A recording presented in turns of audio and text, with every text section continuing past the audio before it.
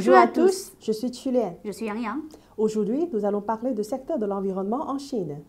Nous allons essayer de dresser les grandes lignes sur ce vaste sujet en 3 minutes. Allez, c'est parti! Dans le contexte de la crise sanitaire, le marché chinois de l'environnement a connu une progression de 7,3% en 2020, soit un chiffre d'affaires total de 270 milliards d'euros. Les acteurs du secteur de l'environnement emploient plus de 3,2 millions d'employés et contribuent à partir de 3% de PIB. L'investissement pour la protection de l'environnement devrait se chiffrer entre 400 et 550 milliards d'euros par an pendant les 5 ans à venir, dont environ 15% d'investissement public. À partir de 2018, la Chine a mené une série d'actions démontrant une réelle détermination pour préserver l'environnement et la biodiversité. Par exemple, réviser les lois pour réduire la pollution, mettre en vigueur une taxe de protection de l'environnement, appliquer le système du tri sélectif des déchets ménagers dans 46 villes de rang 1, interdire totalement les importations de déchets solides, interdire les plastiques à usage unique, etc. Ainsi, la Chine a annoncé l'objectif d'atteindre son pic d'émissions de CO2 avant 2030 et vise la neutralité carbone d'ici 2060.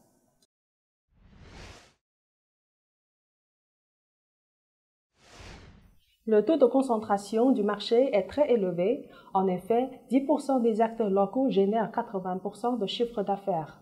Ces grands acteurs locaux, principalement étatiques, sont désireux de découvrir de nouvelles innovations leur permettant d'atteindre les objectifs de neutralité carbone. De plus, le savoir-faire français dans le secteur de l'environnement est reconnu en Chine, prouvé par Veolia Suez, qui comptabilise plus de 200 projets, surtout dans le domaine de traitement des déchets et des eaux usées industrielles.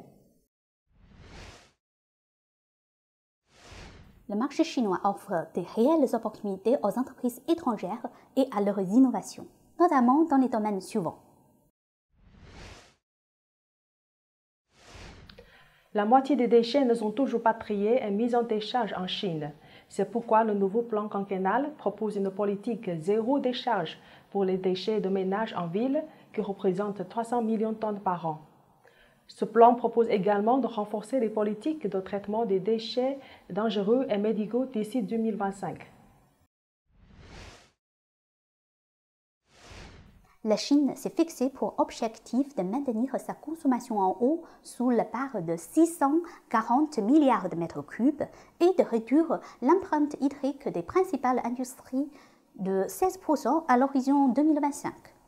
Le marché chinois cherche des solutions pour mieux contrôler le rejet et volume d'eau usée en s'appuyant de nouvelles technologies de recyclage.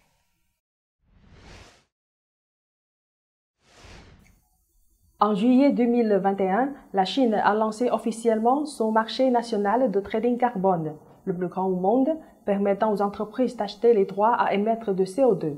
Un nouveau marché est en train de se créer pour une valeur estimée à 2000 milliards d'euros d'ici 2050. L'évolution des technologies numériques crée de nouveaux besoins pour le marché de l'environnement chinois. La demande de solutions de mesure, contrôle, analyse, gestion de l'environnement en ligne et en temps réel représente une valeur de 10 milliards d'euros en 2021. En effet, le marché des données ainsi que leur protection sont très réglementés en Chine. C'est un marché concurrentiel offrant cependant d'énormes opportunités pour tous les acteurs de l'environnement. Si vous souhaitez faire partie de l'aventure et suivre ces tendances massives des politiques chinoises pour rendre la Chine plus verte, nous serions ravis de vous accompagner dans vos projets en Chine.